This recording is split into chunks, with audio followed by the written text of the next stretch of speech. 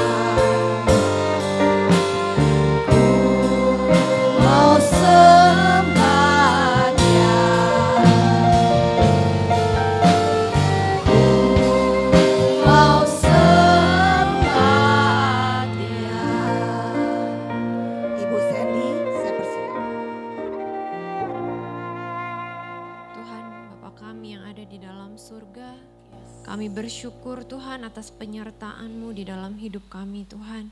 Terima kasih Tuhan kalau kami boleh melewati seminggu ini bersama dengan-Mu Tuhan. Kami ada sebagaimana kami ada saat ini. Kami percaya semua karena anugerah Tuhan. Saat ini Tuhan kami mau berkumpul bersatu hati memuji menyembah-Mu Tuhan. Biar Tuhan memberkati ibadah kami pagi hari ini dari awal hingga akhirnya. Biarlah Tuhan Engkau boleh disenangkan melalui pujian penyembahan kami. Berkati Tuhan hamba-hamba-Mu yang mengambil bagian dalam ibadah pagi hari ini. Tuhan yang urapi supaya kami semua boleh mempersembahkan yang terbaik hanya kepada-Mu. Berkati juga hamba-Mu yang akan menyampaikan kebenaran firman-Mu. Terima kasih Tuhan untuk umat-umat-Mu Tuhan yang hadir pada pagi hari ini. Tuhan yang tanamkan sukacita dalam hati kami. Sehingga pada saat kami pulang Tuhan kami boleh membawa sukacita itu di dalam hidup kami. Terima kasih Bapa, di dalam nama Tuhan Yesus Kristus kami berdoa mengucap syukur. Haleluya. Amin. Amin. Silakan duduk Bapak Ibu yang dikasih oleh Tuhan. Kita tetap di dalam hadirat Tuhan. Karena kita percaya Tuhan ada bersama dengan kita. Biarlah hati kita saat ini merindukan Tuhan. Kita katakan jiwaku Tuhan sungguh merindukan-Mu. Jiwaku haus akan Engkau Tuhan. Kami rindu Tuhan. Engkau melawat kami, Engkau menjamah kami. Dalam nama Yesus. Kita angkat pujian ini. Karena pujian adalah doa. Setiap yang kita ucapkan adalah doa yang berkenan kepada Tuhan. Haleluya Yesus. Jiwaku sungguh merindukan-Mu.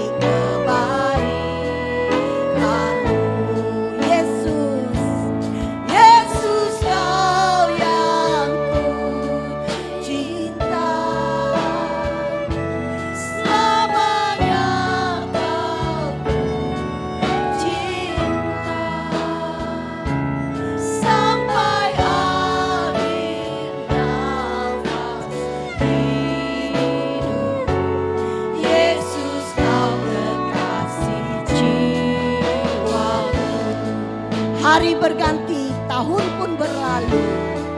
Haleluya Yesus. Hari berganti, tahun pun berlalu. Yes. Sampai memutih rambutku, melayani-Mu seumur hidupku, sampai ku kembali padamu.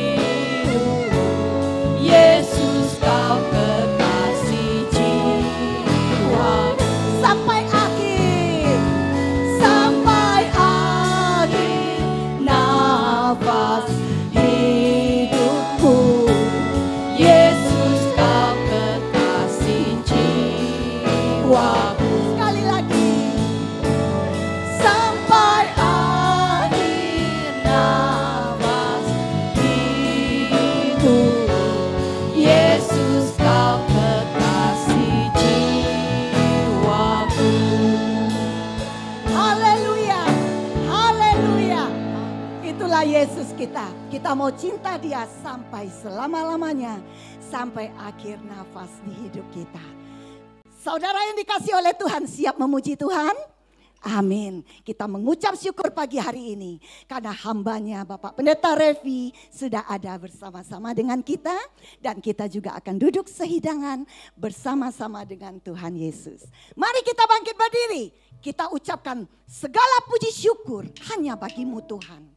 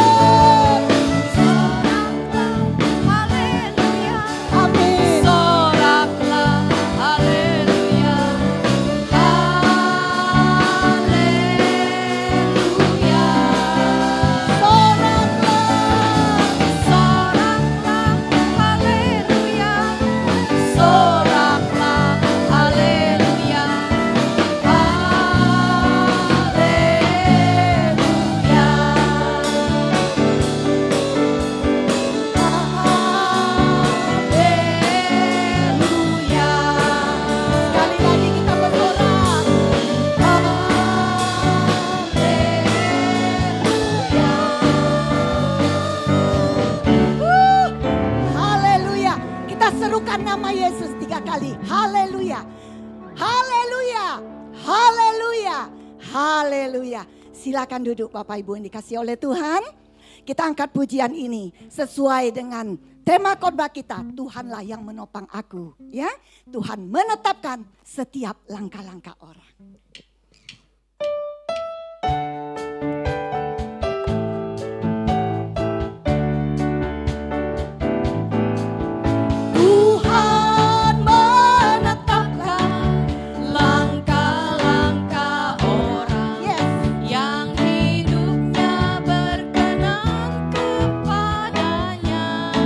Apabila ia jatuh, tak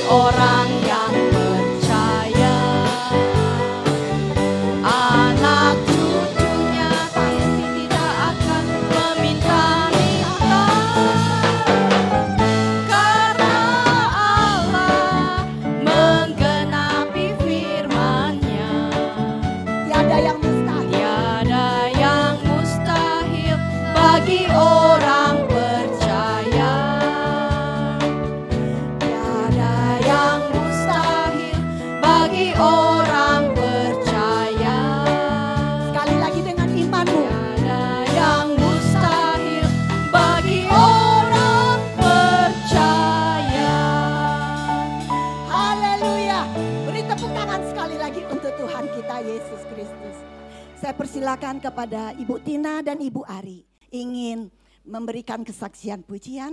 Saya persilakan. Selamat pagi saudara-saudara. Kyonghi ya, Kyonghi. Tuhan berkati panjang tahun ini kita semua dalam perlindungan dan berkat dari Tuhan. Saya dan Ibu Ari mau coba nyanyi nih.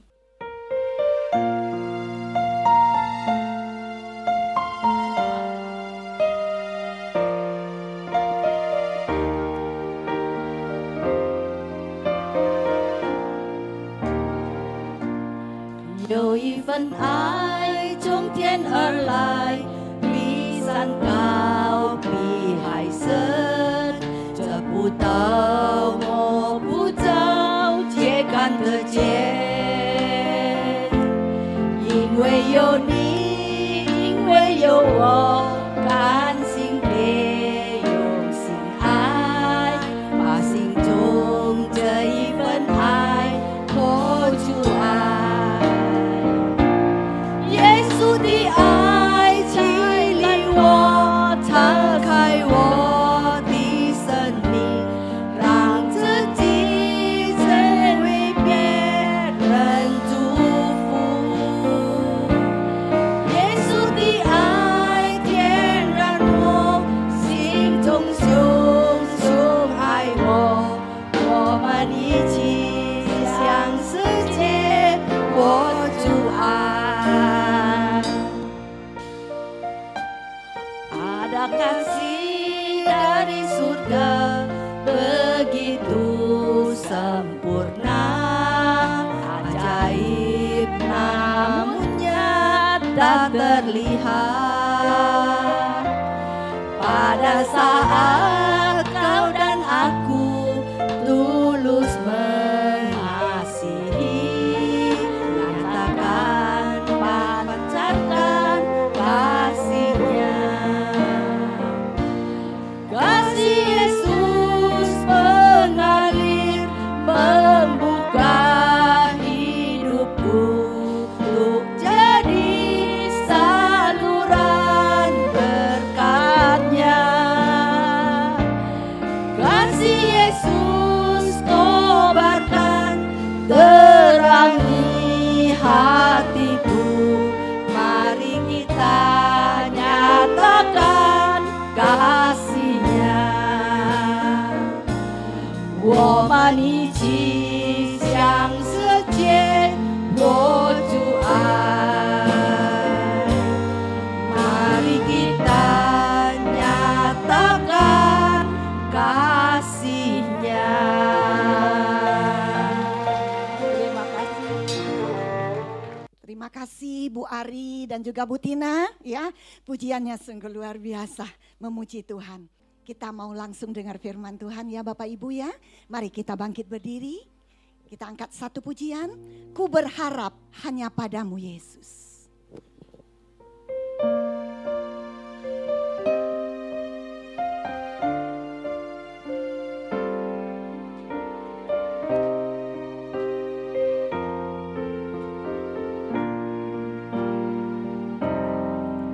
Ku berharap hanya padamu Yesus, Engkau selalu menolongku. Tiada nama seindah nama Yesus, Engkau sangat berarti bagiku. Tiada kata seindah keselamatan. Kau tebus dosaku selamanya. Tiada benteng sekuat dalam Yesus. Ku rasa aman di dalam.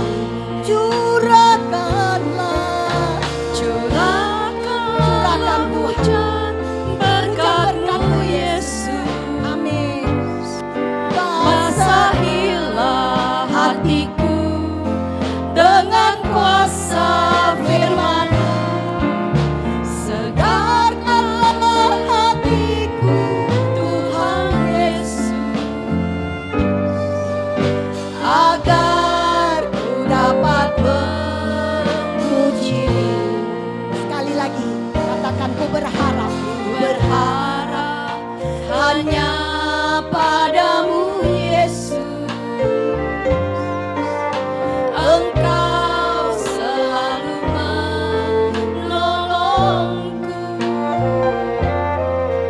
Tiada nama seindah nama Yesus.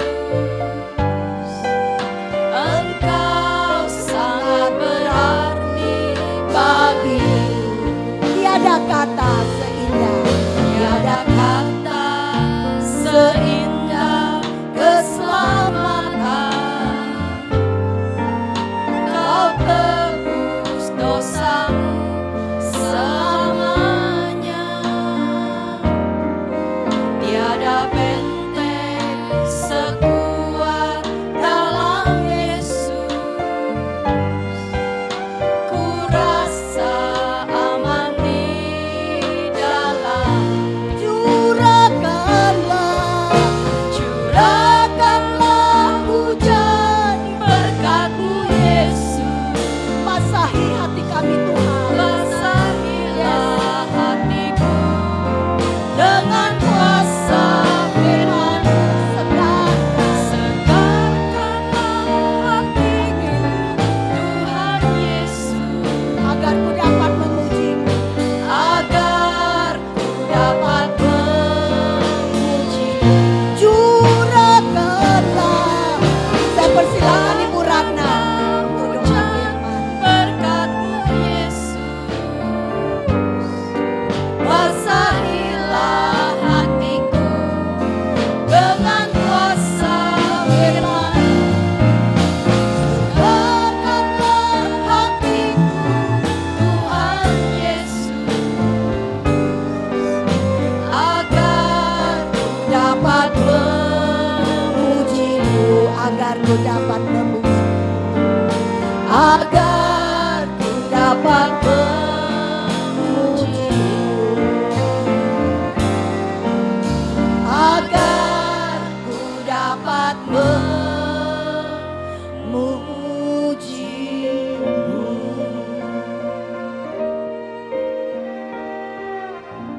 Haleluya. Haleluya. Terima kasih Tuhan Yesus buat pagi hari ini. Terima kasih Engkau kumpulkan kami kembali di tempat ini Tuhan. Kami mengucap syukur untuk segala apa yang Tuhan sudah memberkati di dalam hidup kami. Berkatilah jemaat-Mu dari yang muda sampai yang paling tua pada pagi hari ini Tuhan. Mereka berdiri menyembah-Mu Tuhan. Terima kasih dan saatnya pagi hari ini Tuhan. Kami mau mendengarkan sebagian daripada firman-Mu. Firman itu adalah menopang hidup kami. Firman itu adalah menyembuhkan. Firman itu memulihkan. Firman itu menolong dan menghibur kami semua Bapa.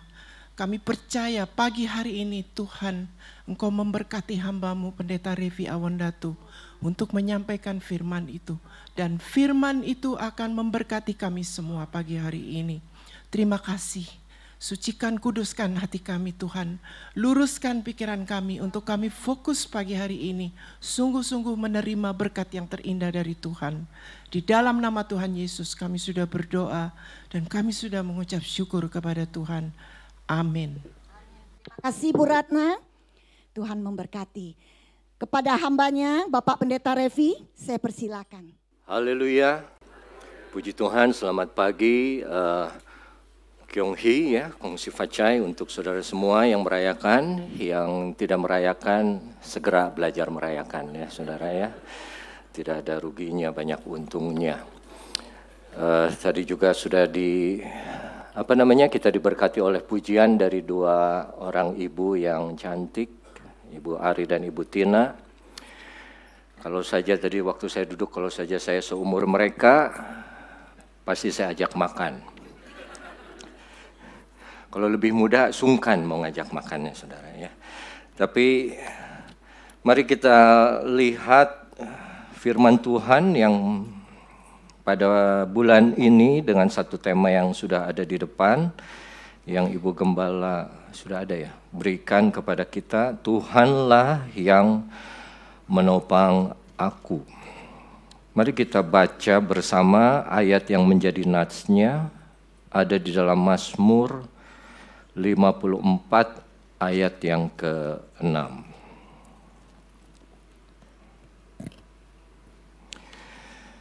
Mazmur 54 ayat yang ke-6 bunyinya demikian. Sesungguhnya, kita baca bersama 2-3, Allah adalah penolongku. Tuhanlah yang menopang aku. Ya. Ini Mazmur ditulis oleh Daud. Ya, tadi gambarnya tadi di depan bahwa Tuhan sedang menopang atau menjaga satu orang yang sedang lemah.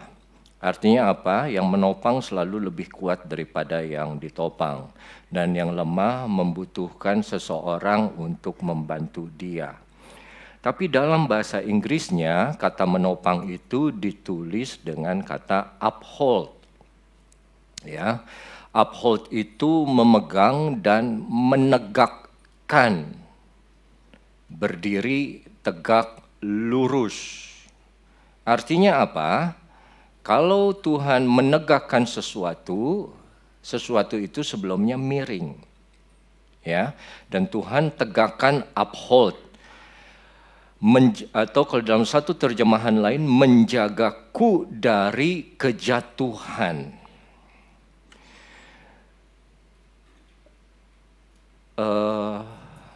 Bapak Agus beliau kasih pohon di makam almarhum Bapak Gembala.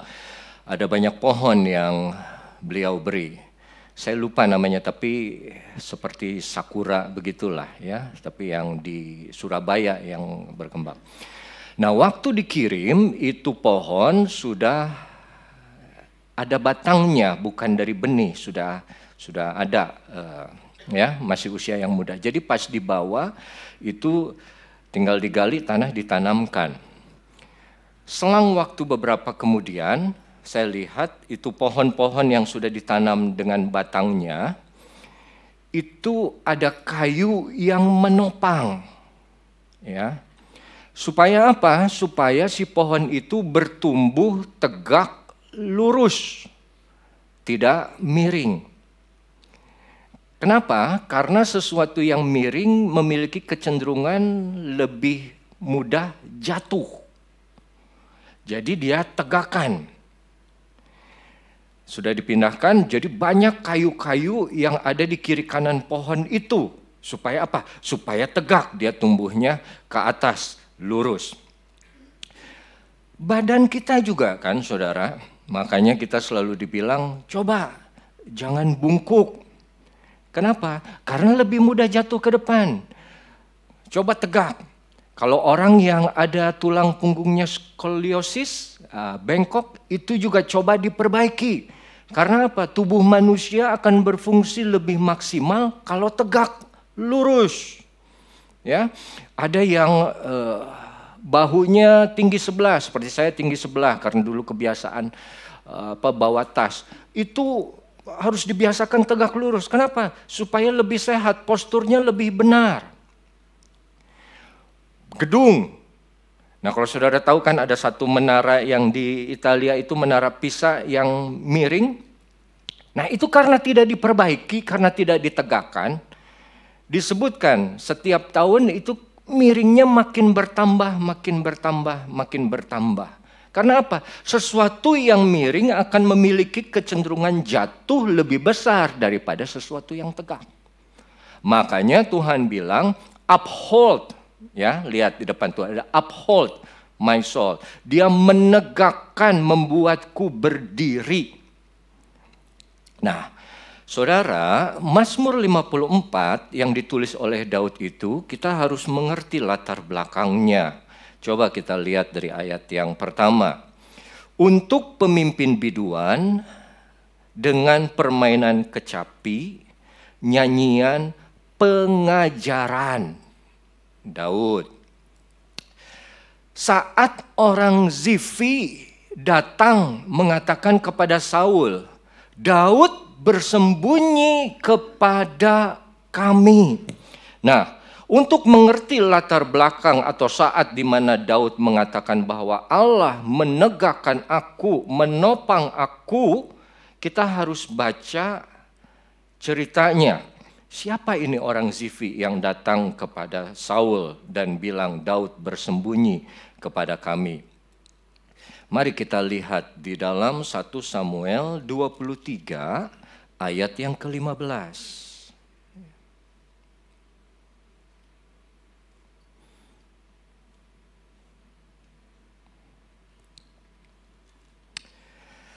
Ayat 15, Daud takut karena Saul telah keluar dengan maksud mencabut nyawanya.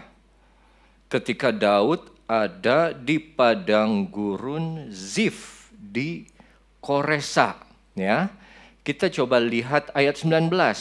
Tetapi beberapa orang Zif pergi menghadap Saul di Gebea dan berkata, Daud sembunyi diri dekat kami. Di kubu gunung dekat Koresa, di bukit Hakila, di sebelah selatan padang belantara. Kita tahu Daud sempat dikejar-kejar oleh Saul. Jadi dia pergi ke beberapa tempat. Sampai akhirnya dia berhenti dan tinggal di satu padang gurun Zif, namanya yang tadi kita baca. Begitu dia tinggal di padang gurun Zif, nih orang-orang Zif ini mereka lapor kepada Saul bilang, Daud ada di tengah-tengah kami, di padang gurun kami. Kalau kamu mau datang, tangkap Daud segera. Jadi diadukan, dilaporkan. Atau kalau kita mau bilang dikhianati, ini Daud. Nah, satu perikop sebelum itu, di ayat Fatsal 23, ayat yang pertama sampai ayat yang ke-13, itu cerita Daud ke kota Kehila. Kehila ini kota yang diselamatkan oleh Daud. Tapi juga menyerahkan Daud. Ya, di Fatsal yang sama ayat 1 sampai 14 cerita mengenai Daud ke Kehila, Daud selamatkan Kehila, mau diserahkan juga itu Daud oleh orang Kehila ke Saul. Terus dia lari keluar dari Kehila, masuk ke padang gurun Zif, dia tinggal di Zif, mau diserahkan juga dia oleh orang Zif kepada Saul, kepada musuhnya. Saudara, Kehila dan Zif ini adalah orang Ibrani, orang Israel dari suku Yehuda. Sukunya Daud. Orang dalam keluarga dia sendiri. Makanya musuh terbesar Daud itu bukan datang dari luar, tapi datang dari dalam. Dari keluarganya sendiri. Yang dia pikir akan bisa menyelamatkan dia, akan menampung dia, malah menyerahkan dia ke tangan musuhnya. Jadi itu latar belakang waktu dia bilang Tuhan menopang aku. Dan saudara, kalau kita mau lihat, Daud ini kan dari awal, singkat aja, waktu Samuel mau datang, mau angkat satu anak dari Isai, mau diangkat jadi raja, ya kan? Dia datang ke rumah Isai, mana anakmu katanya. Terus Isai panggil anak-anaknya, kakak-kakaknya Daud. Daudnya mah nggak dipanggil. Daudnya nggak dianggap. Daudnya dilupakan, disimpan. Sama siapa? Sama ayahnya. Nah, terus fast forward.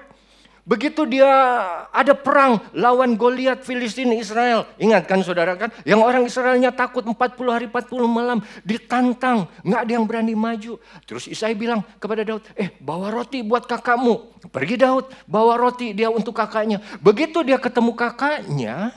Apa yang kakaknya bilang? Mau apa kamu datang ke sini? Aku tahu hatimu jahat. Siapa yang jaga itu kambing domba? Siapa yang bilang? Tentara? Orang lain tidak. Kakaknya selalu datang dari keluarganya sendiri. Yang apa? Yang tidak menganggap dia.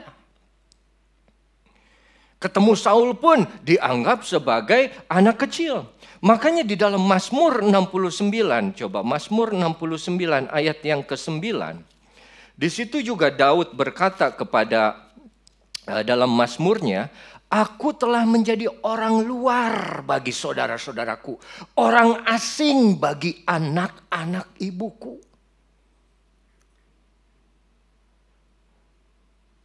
Jadi dia memang dimusuhi dari dalam. Musuh terbesar Daud bukan Goliat, saudara. Tapi saudara-saudaranya. Yang sedarah sedaging. Yang satu suku, itulah yang menjadi batu sandungan buat dia. Dia dijauhi, dia dikucilkan. Sampai di dalam Mazmur 27 ayat yang ke-10 dibilang, sekalipun ayah dan ibuku meninggalkan aku, namun Tuhan menyambut aku. Nah, ayah ibunya tidak pernah tinggalkan. Ayah ibunya sayang kepada Daud. Tapi dia berkata, kalau sampai orang yang paling menyayangi aku, orang yang paling aku sayangi, pergi meninggalkan aku. Pergi dengan cara, dengan maksud yang tidak baik atau pergi meninggal maksudnya. Tapi Tuhan menyambut aku. Ada satu keresahan dalam diri Daud bahwa saudara-saudaranya, keluarganya, darah dagingnya yang harusnya menjadi support system buat dia, tapi enggak. Tapi dia percaya, walaupun ayah ibuku meninggalkan aku, Tuhan menyambut aku. Terus kalau kita lihat anak-anaknya, Amnon, anak Daud ini, dia perkosa saudara ceweknya. Dibunuh Absalom. Absalom siapa? Anak Daud juga. Lalu Absalom berontak. Dia mengangkat dirinya sebagai raja. Berontak terhadap ayahnya. Sampai Daud pergi. Akhirnya Absalom mati. Absalom mati terus ada Adonia. Siapa? Itu anak Daud yang lain juga. Yang mengklaim menginginkan tahta Daud. Terus kalau saudara masih ingat, Daud pernah nari kan di depan bait tabut Allah karena dia senang. Dia tanggalkan pakaiannya, dia ambil baju efod imam. Siapa yang ngejek dia? Istrinya, Mikal. Kamu ini raja Israel, kok nggak tahu malu? Kamu buka-buka baju di depan hamba-hambamu. Bukan dari orang luar, orang dalam dia sendiri. Dari ayahnya yang sempat melupakannya. Dari kakak-kakaknya yang meminggirkan dia. Dari anaknya yang coba berontak. Dari istrinya yang tidak menghormati dia. Ayub. Anaknya mati semua. Ternak-ternak dirampas semua. Rumah dibakar. Pegawai-pegawainya mati. Yang Tuhan tinggalin siapa? Istrinya. Istrinya tidak diambil, istrinya masih hidup. Tapi apa yang istrinya bilang? Kutukilah Tuhan Allahmu dan matilah kau. Selalu dari dalam. Saudara, musuh memang bisa dari mana aja. Orang yang ketus sama kita boleh siapa aja. Ya. Tapi kalau ada orang ketusnya orang luar, kita masih oke. Tapi kalau yang ketus sama kita anak sendiri, kita lebih sakit hati. Ya. Orang cuek sama kita, nggak apa-apa, nggak masalah, terserah. Beda rumah kok, nggak tiap hari ketemu. Tapi kalau yang cuek sama kita, orang tua kita, lebih sakit. Dan itu yang Daud alami selama umur hidupnya sampai dia lari dikejar-kejar oleh Saul. Nah, kita lihat sekarang. Pasal 23 ayat yang pertama. Ya, ini waktu Daud lari dikejar Saul. 1 Samuel 23, masalah. 1 Samuel 23 ayat 1. Diberitahukan kepada Daud begini. Ketahuilah orang Filistin berperang melawan kota Kehila dan menjarah tempat-tempat pengirikan. Ini Daud sudah dalam kondisi dikejar-kejar, saudara. Dia sudah lari ke Imam Dinob, dia sudah sembunyi ke Gua Adulam, dia sudah lari juga ke Gad, raja orang Filistin. Jadi dia on the run, lagi dikejar-kejar. Lagi dikejar-kejar, dia dengar Filistin serang orang Kehila dan mereka menjarah tempat-tempat pengirikan. Dia dengar ada masalah yang muncul, ada problem yang muncul. Masalah siapa? Masalah dirinya? Bukan. Dirinya sudah memiliki masalah tersendiri. Difitnah, mau dibunuh oleh siapa? Oleh orang yang sudah dia tolong. Kan saudara, tidak ada yang lebih menyakitkan. Kita mau ditusuk dari belakang oleh orang yang kita sudah tolong. Dan dia sudah tolong Saul, tapi Saul mau bunuh dia. Tapi begitu dia dengar ada masalah, orang Filistin berperang melawan kota Kehila dan menjarah tempat-tempat pengirikan. Ayat yang kedua, lalu bertanyalah Daud kepada Tuhan, apakah aku akan pergi mengalahkan orang Filistin itu? Jawab Tuhan kepada Daud, pergilah, kalahkan orang Filistin itu dan selamatkanlah Kehila. Yang kita suka dari Daud, begitu dia dengar ada masalah di ayat pertama, apa yang dia kerjakan di ayat kedua? Dia mencari Tuhan. Dia berdoa kepada Tuhan. Dia bertanya kepada Tuhan, apakah yang harus aku kerjakan? Dia cari Tuhan yang pertama. Bukan Tuhan the last resort, pertolongan terakhir, tapi pertolongan pertama. Tuhan dia jadikan seperti unit gawat darurat dia, ER, emergency response dia yang pertama. Dia cari, dia tanya, dia doa. Carilah Tuhan dengan segala kebenarannya. Itu yang dia lakukan saat dia dengar ada masalah. Dan masalahnya kepada siapa? Bukan kepada diri dia, tapi kepada orang lain. Lihat saudara, hati Daud tetap ada pada nasib orang-orang yang di sekitarnya. Dia peduli.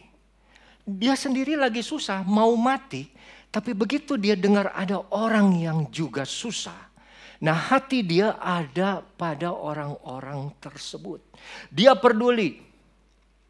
Dia tanya kepada Tuhan, apakah aku akan pergi mengalahkan orang-orang Filistin itu? Saudara ingat Yesus sendiri waktu dalam pelayanannya. Dia satu malam dia capek. Dia mau menarik diri naik ke gunung untuk berdoa dan beristirahat.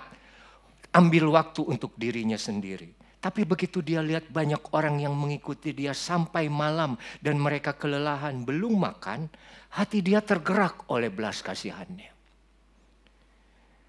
Diri menjadi nomor kesekian, mereka didahulukan. Nah, jadi Daud memiliki hati yang sama seperti hati Tuhan. Hati yang punya belas kasihan kepada orang-orang lain. Dan begitu dia doa, ada jawaban dari Tuhan.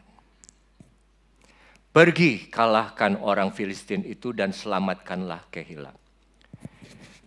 Makanya saudara, kadang-kadang saudara kita berdoa, ya Tuhan kok lama banget ini jawabannya. Ya, mungkin selain belum waktunya, mungkin yang kita doakan untuk kepentingan kita sendiri, untuk keinginan kita sendiri. Coba kalau kita doa untuk kepentingan orang lain, untuk keselamatan orang lain. Lihat, pas ada call to heaven, there is a response from heaven. Langsung, cepat. Karena apa? Kamu cari dulu kepada aku, kamu tanya dulu kepada aku. Apa yang harus kamu lakukan? Tuhan senang. Dia lihat anaknya Daud yang dia ambil dari padang belantara, mau dia jadikan raja, dia tetap cari Tuhan, cari aku pertama. Nah saudara, begitu ada jawaban, ada firman Tuhan, ada peneguhan dari Tuhan, ayat yang ketiga lihat. Tetapi orang-orang Daud berkata kepadanya, ingat, sedangkan di sini Di Yehuda kita sudah dalam ketakutan. Apalagi kalau kita pergi ke Kehila melawan barisan perang orang Filistin. Ini teman-temannya, prajuritnya bilang, lu mau ngapain nambah-nambah masalah lagi? Maksudnya lu sendiri udah susah, kita sendiri lagi susah. Terus lu mau coba tolongin orang lain? Nggak cukup apa? Hah? Udah dikejar-kejar mau dibunuh, terus lu mau nambahin musuh? Kita ini sudah dikejar oleh Saul, raja Israel. Sekarang kita mau perang lawan Filistin, musuh baru lagi. Tapi lihatkah saudara, orang yang di sekitar Daud beda pendapatnya. Mereka tidak seperti Daud. Mereka tidak berdoa, mereka tidak cari Tuhan. Yang mereka bilang, ingat, sedang di sini saja di Yehuda, kita sudah ada dalam ketakutan. Itu orang yang katanya percaya, katanya ikut Daud. Daud ini raja tapi imam juga. Daud yang memiliki hati seperti Tuhan. Tapi mereka dekat Daud, cuman Daud punya karakter tidak terimpartasi. Yang mereka ingat apa? Ketakutan terus. Ingat nih, kita udah dikejar-kejar, kita aja udah ketakutan, udah susah deh, udah terus lu mau tambah-tambah masuk ke Kehila. Kita mau makan aja susah, terus kita mau masih tolong orang lain. Yang kita punya aja makin berkurang, kita masih memberi orang lain. Tapi itu hati Daud, itu hati Tuhan, bukan hati orang-orang yang ada di sekitar mereka. Apalagi kalau kita pergi katanya melawan barisan perang orang Filistin. Makanya ada satu ayat di dalam Amsal 3 yang kelima. Percayalah kepada Tuhan dengan segenap hatimu. Jangan bersandar kepada pengertianmu sendiri. Bersandar tuh miring kan saudara? Kalau saya begini kan saya bersandar ya. Saya bersandar kepada meja, saya bersandar ke kanan. Kalau saya ada di tembok itu saya bersandar. Bersandar ini bisa kemana aja. Bersandar bisa ke depan, bersandar bisa ke belakang, bersandar bisa ke kiri, bersandar bisa ke kanan. Dan saya bilang sesuatu yang miring memiliki kecenderungan jatuh lebih besar. Kalau kamu bersandar kepada pengertianmu sendiri, kamu akan jatuh kepada pemikiranmu sendiri. Kamu akan jatuh kepada pemikiranmu yang rasional, yang lemah, yang mudah dipengaruhi oleh situasi kondisi. Kondisi menakutkan, dikejar-kejar. Ada orang yang mau bunuh kita. Itu bersandar kepada pengertianmu sendiri. Seperti orang-orang yang Daud pergi bersama. Saudara yang kekasih, kalau kita bersandar sama pengertian sendiri, makanya kan kalau di Amerika ada right wing, ada left wing. Ya. Donald Trump adalah orang kanan, konservatif. Dulu yang sebelumnya Joe Biden, Barack Obama, orang kiri, orang liberal. Nah, kalau mereka lean on to the other side, ya, either side, mereka punya kecenderungan untuk sama dan melakukan hal kemana mereka punya pikiran. Saya nggak sepenuhnya kanan, tapi saya cenderung berpihak kepada kanan, ya. Pro-life, bahwa aborsi itu tidak boleh.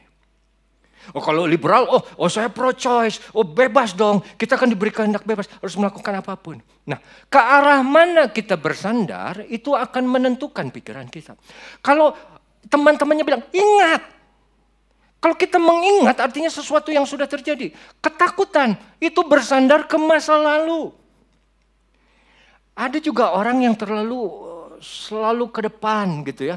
Mikirnya selalu ke depan. Udah jangan aneh-aneh. Tegak aja berdiri.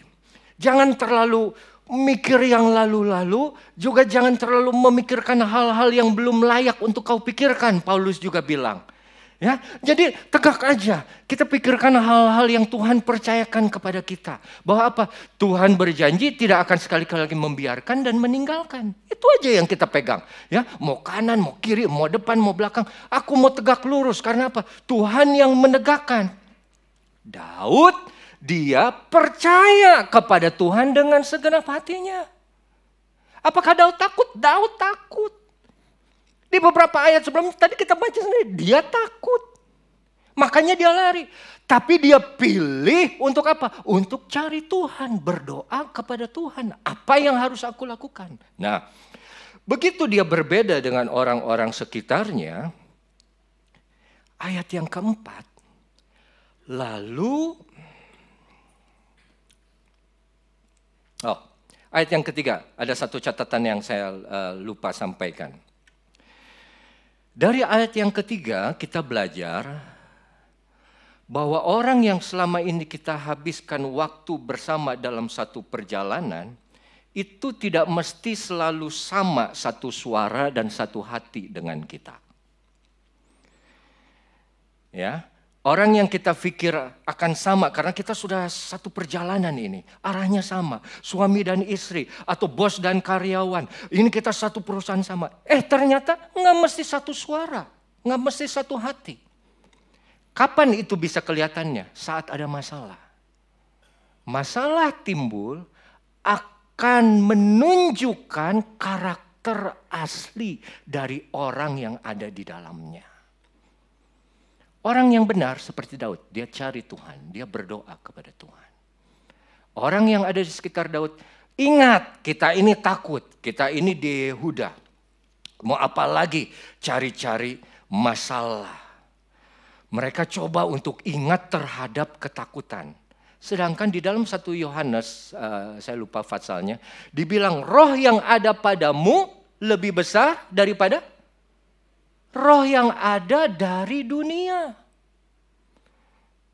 Dan kapan itu akan nampak? Saat kita di dalam satu posisi yang ketakutan. Itu akan terlihat mana yang lebih besar. Apa roh Tuhan yang ada di dalammu? Atau tidak? Makanya ada satu ayat lagi yang berkata di dalam 2 Timotius 1 ayat yang ke-7. Allah memberikan kepada kita bukan roh ketakutan. Tapi apa? Roh yang membangkitkan kekuatan atau kuasa, kasih dan ketertiban.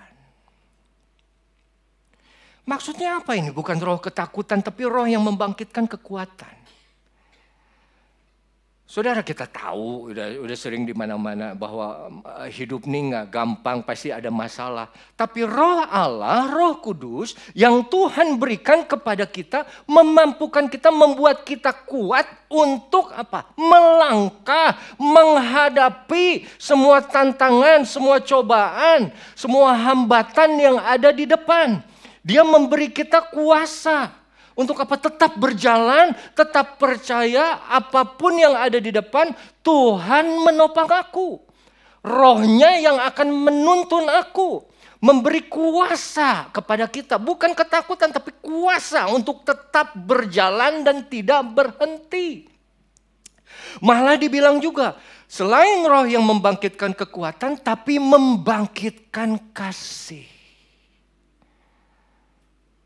Makanya, waktu Daud melihat Kehila diserang, dirampok, dia memiliki kasih, belas kasihan untuk apa? Untuk menyelamatkan Kehila. Tidak saja punya kuasa untuk tetap berjalan, tapi punya kasih untuk menolong dan membantu orang yang ada dalam kesusahan.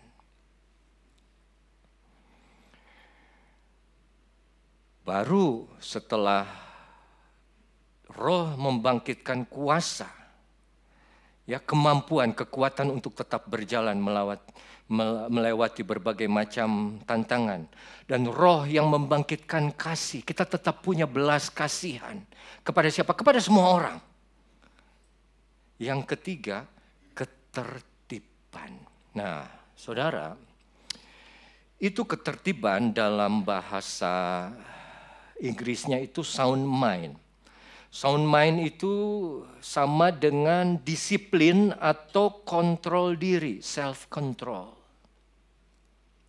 Sound mind itu kemampuan untuk tetap berpikir jernih,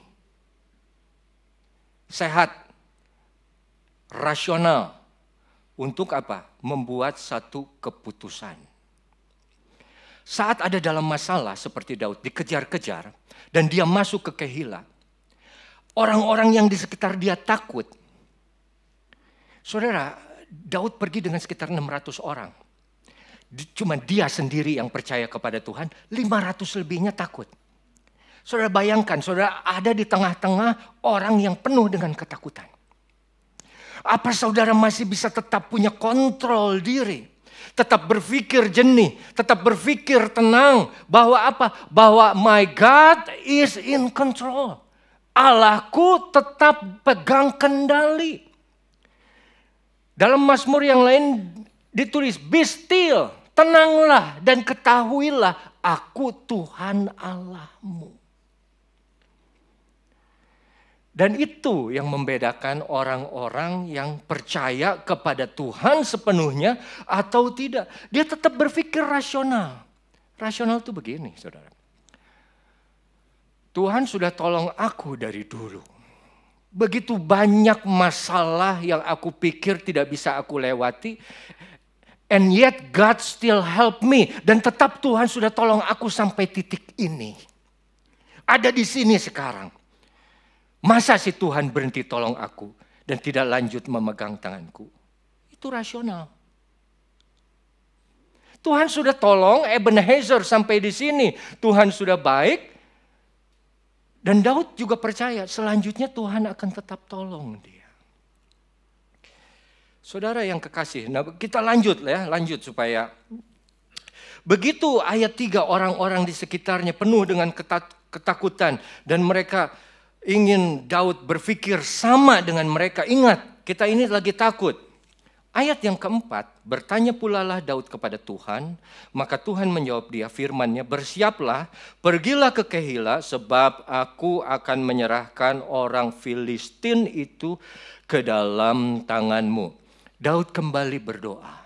Dia kembali bertanya. Tidak ada salahnya berdoa berulang kali untuk satu topik yang sama. Elia pun saat dia berdoa minta hujan dari Tuhan, dia doanya sampai 7 kali. Waktu dia doa sekali, dia suruh bujangnya naik ke atas. Lihat, ada awan nggak datang? Belum ada Tuhan. Belum ada Tuhan. Lalu dia berdoa lagi dan terus sampai berulang-ulang. Dia suruh naik. Doa orang benar apabila dengan yakin didoakan besar kuasanya. Elia pun orang biasa sama seperti kita. Tapi dia berdoa dengan sungguh-sungguh berulang-ulang. Engkong saya, kakek papa dari mama. Itu belum dibaptis, didoainnya puluhan tahun. Tidak berhenti-hentinya kita doakan untuk beliau. Supaya apa? Supaya menerima baptisan air. Sampai akhirnya dia terima baptisan. Tidak ada salahnya berdoa kembali untuk satu hal yang sama. Dan dia minta peneguhan kembali Daud dari Tuhan di ayat yang keempat. Nah saudara, supaya lengkap saja. Ayat yang kelima tidak perlu dibaca, tapi itu penggenapan janji Tuhan. Akhirnya Daud maju, berperang dan menang. Dia bebaskan Kehila dari cengkeraman orang Filistin. Ayat yang ketujuh. Waktu Saul dengar bahwa Daud sudah masuk Kehila, Saul bilang, Allah telah menyerahkan dia ke dalam tanganku, sebab dengan masuk ke dalam kota yang berpintu dan berpalang, ia telah mengurung dirinya sendiri. Nah, arti Kehila adalah satu tempat yang tertutup. Seperti envelope, seperti amplop. Kalau saudara masukkan sesuatu ke dalam amplop, saudara tutup, sudah. Tidak ada cara lain untuk membuka selain dirobek. Jadi Kehila dipercaya waktu itu kota yang hanya punya satu pintu untuk keluar dan masuk. Dibilang kota yang berpintu dan berpalang. Jadi pintunya itu seperti dua. Ya, dia bukan menutupnya begini, ketemu di tengah, begitu kan? Terus ada palang, di palang ada satu balok untuk menguncinya. Dan dia bilang, Daud sudah masuk ke situ, ke tempat yang tertutup, terkurung dia, terjebak dia, tidak bisa keluar lagi. Tapi tahukah saudara bahwa waktu Daud bertanya kepada Tuhan dan Tuhan bilang, pergilah, coba di ayat yang semoga sama terjemahannya. Ayat keempat bahasa Inggrisnya. Nah ini ayat keempat. Then David inquired of the Lord yet again, and the Lord answered him and said, arise and go down. Pergi ke bawah, go down to Kehila. Dia sebetulnya sudah cukup aman. Dia sudah cukup terlindungi. Tapi Tuhan bilang, go down, turun, masuk ke Kehila. Kota yang tertutup itu. Kota yang hanya punya satu pintu. Kota yang hanya kamu bisa keluar melalui satu jalan di mana kamu masuk. Ya, Kehila tertutup. Tuhan suruh Daud masuk ke Kehila untuk apa? Untuk do something. Menyelamatkan orang Kehila dari tangan orang Filistin. Begitu dia masuk, ditutup itu pintu, Saul senang. Karena pikir apa? Dia terjebak. Tapi sebetulnya beda. Orang yang ikut perintah Tuhan, menuruti firman Tuhan, saat dia pergi ke satu tempat yang orang pikir, oh kamu salah ke situ. Oh mati kamu. Oh nggak ada jalan keluar lagi ke situ. Tapi justru di mana orang pikir itu akan menjadi batu sandungan buat Daud. Tapi Kehila atau Daud sudah menjadi batu loncatan bagi penduduk kota itu. Dia jadi penyelamat, dia menyelamatkan satu isi kota Kehila dari tangan Filistin. Saul bilang, selesai kamu, mati kamu sekarang, tidak bisa lagi keluar kemana-mana. Tapi justru untuk Daud, bagi Saul akhir, tapi bagi Daud ini adalah awal kehidupan yang baru dari Daud. Saudara yang kekasih, banyak hal yang bisa terjadi di dalam hidup kita dilihat dari dua sisi. Orang lain bilang itu salah, orang lain bilang itu akhir, habis kamu, oh itu kalah kamu. Tapi justru sesungguhnya Tuhan membuat kemenangan bagi Daud. Dan kalau kita belajar, Tuhan selalu bekerja di tempat yang tertutup. Daniel terkenal untuk banyak hal, tapi yang Anda paling ingat Daniel di gua atau lubang singa. Tempat yang tertutup. Ya kan? Sadrah, Mesah, Abednego paling terkenal di mana? Dapur api.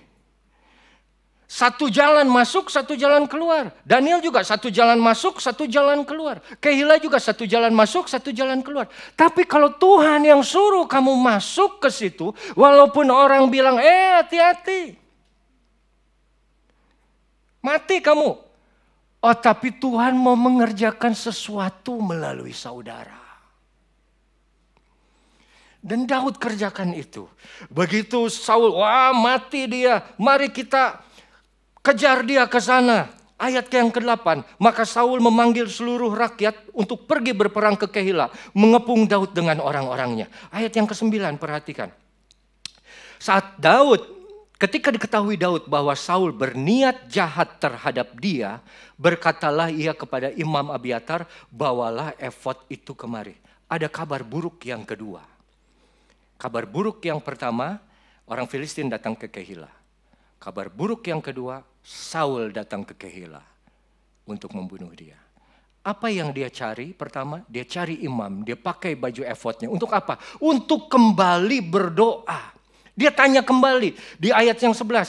Dia bertanya, akan diserahkan oleh warga kota Kehila itukah aku ke dalam tangannya? Akan datang Saul seperti yang telah didengar oleh hambamu ini. Tuhan Allah Israel, beritahukan kiranya kepada hambamu ini. Bilangnya apa? Jawab Tuhan, ia akan datang. Ayat 12, kemudian bertanyalah Daud, akan diserahkan tidak oleh warga kota Kehila, aku dan orang-orangku ke dalam tangan Saul?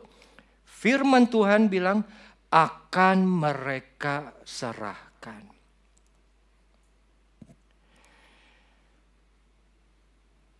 Dia tetap berdoa, dia tetap cari Tuhan. Di luar Kehila, sebelum dia masuk, dia berdoa. Sesudah di dalam Kehila pun dia tetap berdoa. Tempat tidak mengatur di mana dia berdoa.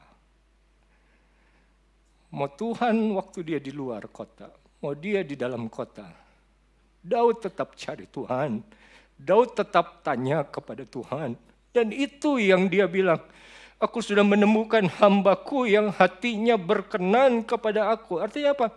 Mau di dalam, mau di luar kota, mau di luar tembok, mau di dalam tembok, dia tetap cari Tuhan. Sebelum perang, Tuhan, aku harus maju kalahkan orang Filistin, tidak. Dia berdoa.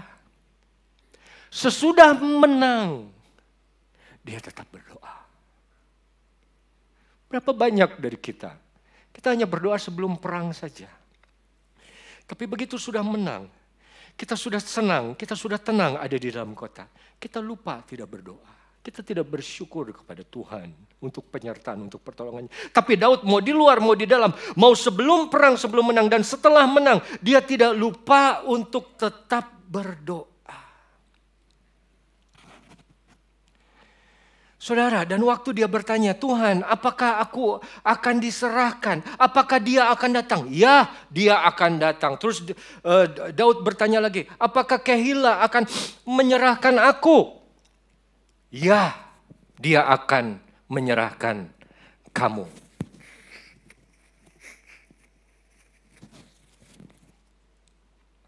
Dia tidak bertanya, apa yang harus aku kerjakan, Tuhan? Dan Tuhan tidak bilang apa yang harus kamu kerjakan. Tuhan tidak bilang apa yang Daud harus kerjakan. Tuhan hanya bilang, Saul akan datang. Dan orang Kehila yang kamu selamatkan akan menyerahkan kamu. Dia tidak bilang, Tuhan tidak bilang, berperanglah melawan Saul. Dia tidak bilang juga, pergi, lari, tinggalkan. Ada satu kesempatan yang Tuhan berikan kepada Daud dan dia ingin melihat respon Daud yang sesungguhnya. Saudara, kalau dia mau perang lawan Saul, bisa tidak? Bisa. Kalau dia mau hukum itu orang penduduk Kehila, bisa tidak? Bisa. Tapi dia tidak lakukan itu. Dia mundur, dia keluar, dia tinggalkan itu Kehila. Daud tidak mengerjakan lebih dari apa yang Tuhan suruh. Dan saat dia mengambil keputusan itu adalah keputusan yang benar. Karena apa? Karena di ayat yang ke-14, kita lihat. Maka Daud tinggal di padang gurun, di tempat perlindungan. Ia tinggal di pegunungan, ditinggalkan kota itu. Di padang gurun Zif, dan selama waktu itu Saul mencari dia, tapi Allah tidak menyerahkan dia ke dalam tangannya. Saudara, Tuhan menopang kita, bukan saja dia memberi kita kekuatan, tapi Tuhan menopang kita saat kita dalam kesulitan, agar kita tidak mengambil keputusan yang salah. Keputusan yang salah selalu datang saat kita dalam kesulitan. Makanya kita mau belajar dari Daud. Apa? Yang selalu cari Tuhan, bertanya kepada Tuhan di awal, berdoa kepada Tuhan. Waktu kapan? Sebelum dia mengerjakan sesuatu dan setelah dia mengerjakan sesuatu. Sebelum dia berperang dan menang dan setelah dia berperang dan menang. Dia tetap bertanya kepada Tuhan. Apa? Agar dia tidak salah mengambil keputusan. Agar hati dia tetap tegak lurus kepada Tuhan yang dia sembah, yang dia kasihi. Saudara, Daud selalu bicara mengenai bayangan dari Yesus Kristus. Yesus Kristus pun datang kepada miliknya, tapi miliknya, umatnya tidak mengenal dia, menolak dia, malah menyerahkan dia ke tangan Romawi untuk disalibkan. Sama seperti Daud datang kepada Kehila agar mereka diselamatkan. Tapi apa yang mereka lakukan? Mereka menyerahkan Daud kepada Saul. Orang Yahudi menyerahkan Yesus kepada orang Roma. Kita orang-orang yang sudah dipercaya oleh Tuhan untuk menerima keselamatan. Kita tidak mau jual, kita tidak mau lepas, kita tidak mau serahkan Yesus kita untuk apapun juga. Karena tujuan Tuhan untuk satu itu, tujuan Tuhan cuma satu, untuk menopang kita. Apa? Agar kita bisa tetap hidup tegak lurus dari sekarang sampai akhir. Demikian firman Tuhan, saudara. Mari kita bangkit berdiri, pemain musik saya undang dan juga para pelayan perjamuan Tuhan. Kita akan nyanyikan pujian Seperti Yang Kau Ingini.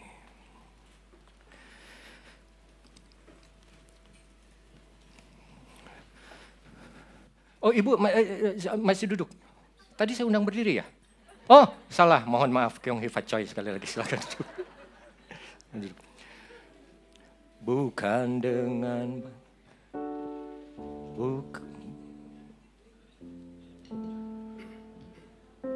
bukan dengan barang fana.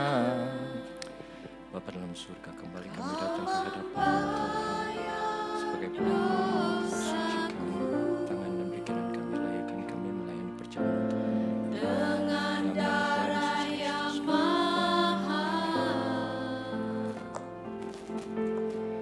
tiada noda dan celah. Bukan dengan emas perak, Kau menebus diriku. Oleh segenap kasih dan pengorbananmu, ku telah mati dan tinggalkan cara hidupku yang lama.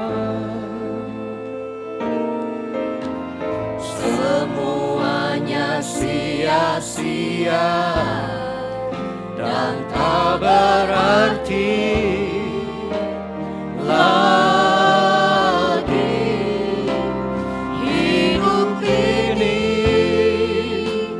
ku letakkan pada mezbamu ya Tuhan. Jadilah padaku seperti yang Kau ingini.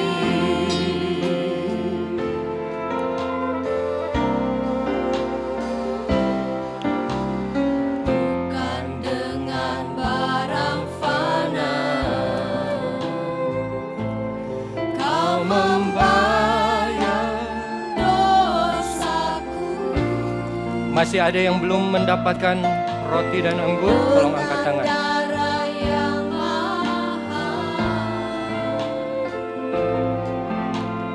Tiada noda dan celah, bukan dengan emas perak, Kau menebus diriku. Pemain musik. Oleh segenap kasih dan pengorbananmu. Mari kita bangkit berdiri, saudara. Mati dan tinggalkan cara hidupku yang lama. Semuanya sia-sia dan tak berarti lagi. Hidup ini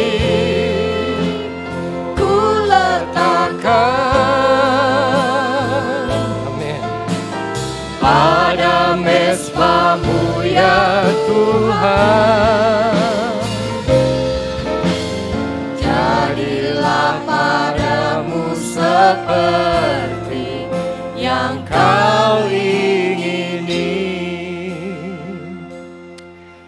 Haleluya, haleluya. Kami bersyukur Tuhan untuk setiap perbuatan-Mu yang ajaib di dalam hidup kami, yang memungkinkan kami, membuat kami boleh ada sampai hari ini, menjadi bagian di dalam kerajaan-Mu, menjadi bagian dalam tubuh-Mu, gereja-Mu, untuk menikmati berkat rohani yang paling besar kami boleh nikmati, yaitu keselamatan di dalam-Mu dan kehidupan yang kekal bersama dengan Engkau. Terima kasih Tuhan. Dan saudara, marilah kita angkat roti tinggi di atas kepala kita. Dan demikianlah firman Tuhan. Sebab apa yang telah kuteruskan kepadamu telah aku terima dari Tuhan, yaitu Tuhan Yesus pada waktu malam ia diserahkan, ia mengambil roti, lalu ia mengucap syukur atasnya, ia memecah-mecahkannya dan berkata, inilah tubuhku yang diserahkan bagi kamu, perbuatlah ini menjadi peringatan akan aku.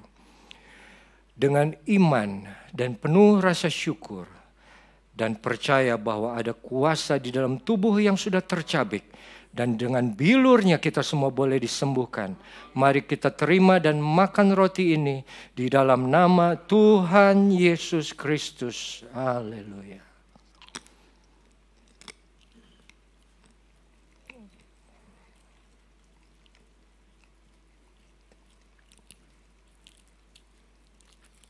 Amin. Terima kasih Tuhan, terima kasih Bapa. Dan sekarang saudara, marilah kita angkat cawan anggur ini sebagai tanda penghargaan untuk darah anak domba Allah yang sudah menebus kita. Darah anak domba yang tidak bercacat, yang tidak bercela, yang sudah menyucikan kita dan menguduskan kita sekali untuk selama-lamanya. Demikian juga ia mengambil cawan sesudah makan lalu berkata, cawan ini adalah perjanjian baru yang dimeteraikan oleh darahku. Perbuatlah ini setiap kali kamu meminumnya menjadi peringatan akan aku. Sebab setiap kali kamu makan roti dan minum cawan ini, kamu memberitakan kematian Tuhan sampai ia datang. Dengan iman bahwa ada kuasa di dalam darah Yesus, dulu, sekarang, dan selamanya, mari kita minum cawan anggur ini di dalam nama Tuhan Yesus Kristus. Haleluya. Amin. Amin. Yesus, terima kasih. Kita nyanyikan lagi. Ku telah mati dan tinggalkan cara hidupku yang lama. Dengan kasih Tuhan saya undang Bapak Teddy untuk maju dan berdoa. Semuanya sia-sia Dan tak berarti lagi hidup ini ku letakkan pada mesbah-Mu ya Tuhan. Jadilah padaku seperti yang Kau ingini. Saudara kekasih, mari kita berdoa. Bapa Allah dalam sorga, kami mengucap syukur dan terima kasih untuk saat ini Tuhan. Kami percaya Tuhan, Kau baik, bahkan sangat baik Tuhan. Di awal bulan ini Tuhan, kami telah menikmati Engkau Tuhan. Tubuh dan darah-Mu sudah bersama-sama dengan kami. Kami percaya Tuhan, hamba-Mu hari ini sudah selesai bicara. Tapi kami percaya kuasa Roh Kudus-Mu Tuhan berbicara pada hati kami, mengurapi kami. Firman-Mu luar biasa pada hari ini Tuhan. Terima kasih Bapa. Kami percaya firman-Mu selalu menopang kami Tuhan, selalu membantu kami. Kami percaya Tuhan, kami akan selalu bersandar kepadamu, selalu tegak lurus kepadamu Tuhan. Terima kasih Bapa, hari ini kami telah diberkati oleh kuasa firman-Mu. Terima kasih Bapa, hamba-Mu yang bersabda hari ini Tuhan, berkati dia, berkati rumah tangganya, berkati anak-anaknya, berkati istrinya Tuhan, berkati pelayanannya kemanapun dia bicara Tuhan, beri dia lebih heran lagi Tuhan. Terima kasih juga, kami percaya hari ini kami telah diberkati. Dalam nama Yesus kami doa, haleluya, amin. Amin. Terima kasih Pak Teddy. Kita akan memberikan persembahan untuk pekerjaan Tuhan di tempat ini. Mari kita satu di dalam doa. Bapa Surgawi, Bapa yang bertata di dalam surga, kembali kami datang ke hadirat-Mu ya Aba. Di mana saat ini Tuhan kami telah mendengarkan sebagian daripada firman-Mu. Saat ini juga Tuhan kami juga ingin memberikan yang terbaik untuk pekerjaan Tuhan di tempat ini. Berkati setiap tangan-tangan yang memberi. Biarlah Tuhan Yesus setiap pemberian kami berkenan di mata-Mu. Di dalam nama Yesus kami telah berdoa dan mengucap syukur. Dan kami beri yang terbaik. Haleluya. Amin. Kita angkat satu pujian, jalan hidup orang benar selalu diterangi oleh cahaya firman Tuhan.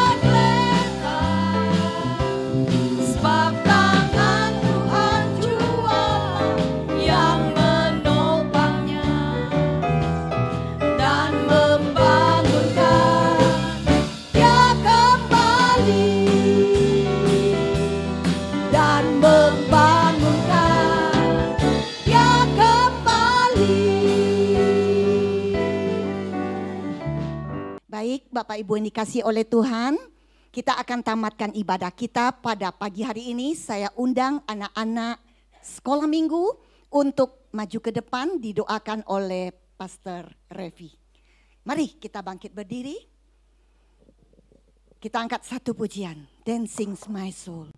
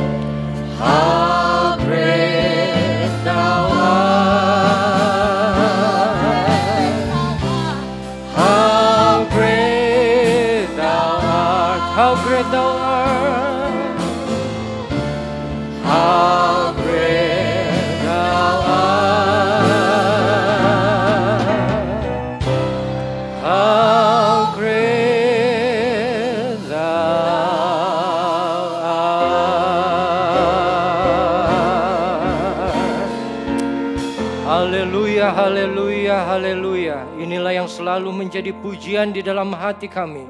Kau Allah yang besar, Kau Allah yang layak kami sembah, kami puji, kami tinggikan. Segala pujian, hormat, syukur dan kuasa hanya milik-Mu Tuhan, dan kami kembalikan hanya kepadamu Tuhan. Betapa baiknya Engkau Tuhan yang sudah menebus kami, sudah memimpin kami, sudah menyertai kami Tuhan. Hari demi hari, minggu demi minggu, bulan demi bulan, sampai tahun baru Chinese pun Engkau sudah sertai kami Tuhan. Terima kasih untuk setiap penyertaan yang sudah kita lewati bersama Tuhan. Kami percaya Engkau tidak akan pernah tinggalkan kami. Engkau tetap menuntun kami, Engkau berjalan di depan kami. Engkau beserta kami selama-lamanya. Dan sekarang saudara, marilah kita arahkan tangan kita ke hadapan anak-anak yang ada di depan kita. Bapa dalam surga, kami bersyukur untuk anak-anak yang sudah Kau percayakan hadir di dalam keluarga kami. Kiranya Engkau berkati pertumbuhan mereka. Jadikan mereka anak-anak yang takut akan Tuhan. Dimanapun mereka berada, di sekolah maupun di rumah, di dalam perjalanan, di dalam tempat belajar, di tempat kursus. Penyertaan dari malaikat-Mu senantiasa ada menyertai menjaga mereka. Dilindungi mereka dari tangan-tangan orang jahat. Dijauhkan dari mereka dari niat-niat orang jahat. Dijauhkan mereka dari segala hal yang tidak baik. Biarlah hidup mereka senantiasa ada di dalam tangan-Mu Tuhan. Pertumbuhan mereka ada di dalam tangan-Mu juga Tuhan. Berkati kedua orang tua mereka, keluarga mereka, di tempat di mana mereka ditumbuhkan, dibesarkan. Boleh menjadi tempat yang baik, di mana nama Tuhan disembah, nama Tuhan dipuji, nama Tuhan dimuliakan. Terima kasih Tuhan, terima kasih. Dan sekarang saudara, bagi saudara yang memiliki keperluan, simpan tangan saudara di atas dada. Dan juga apabila ada saudara yang memiliki sakit, bolehlah simpan tangan saudara di atas bagian tubuh yang sakit. Bapa dalam surga, hamba-Mu datang kepadamu Tuhan pada pagi hari ini. Engkau yang maha tahu, Engkau yang melihat. Engkau yang menilik setiap tangan yang ada di atas dada setiap mereka. Engkau yang tahu pergumulan mereka, Engkau tahu kesulitan mereka. Engkau tahu apa yang mereka hadapi, apa yang mereka tidak mampu mereka kerjakan, apa yang mereka tidak bisa putuskan. Kiranya Engkau Tuhan yang menopang mereka, menolong mereka, mengerjakan hal-hal yang luar biasa.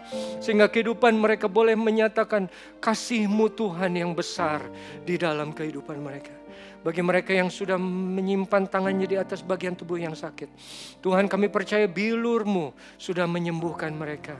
Engkau berikan kekuatan kepada mereka, sehingga mereka boleh melewati masa penyembuhan ini, proses penyembuhan ini, dengan kuat bersama dengan Engkau, penyertaan-Mu Tuhan, sempurna adanya. Hamba-Mu juga berdoa untuk satu ibu Lena Kurniawan, ibu mertua dari Bapak Budi yang sedang terbaring lemah di rumah sakit. Kiranya juga Engkau beri kekuatan, Engkau sembuhkan dia Tuhan. Belas kasihan-Mu ada atas ibu ini, sehingga dia boleh merasakan penyertaan-Mu Tuhan. Dan untuk setiap orang yang terbaring lemah di rumah maupun di rumah sakit, hamba-Mu juga berdoa kiranya Engkau hadir dengan penghiburan, tangan kasih dan kuasa-Mu menjamah setiap jiwa yang lemah itu. Terima kasih Tuhan, terima kasih. Berkati setiap hamba-hamba yang sudah mengambil bagian dalam pelayanan pada pagi hari ini. Mulai dari pelayanan altar di depan sampai yang di belakang sana, semuanya sudah Engkau berkati. Terima kasih Tuhan, terima kasih Bapa. Dan sekarang saudaraku, marilah kita angkat kedua tangan kita dan arahkan perhatian hati kita hanya kepada Dia. Terimalah berkat rahmat dari Allah yang menjadi Bapa kita, kasih sukacita Yesus Kristus, penghiburan kekuatan, penyertaan Roh Kudus senantiasa mengikat kita jadi satu mulai hari ini sampai Maranatha Tuhan datang kedua kali. Dalam nama Tuhan Yesus Kristus yang percaya katakan amin. Beri jabat tangan kanan kiri depan saudara.